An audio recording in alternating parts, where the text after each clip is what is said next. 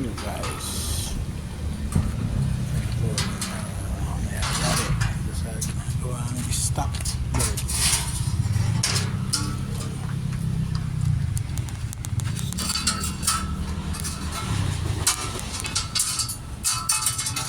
Yan po yung stock bird. Sukat po nito 8x8 by 6. 8x8 po yung laki, halos kudrado. Tapos yung taas niya mula sa flooring size lang po, ayun, kaya 6x8 by 8.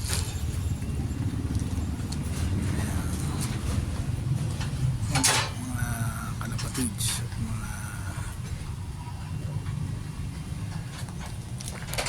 po ilalagay natin flooring. Nabili po natin ng mura yan.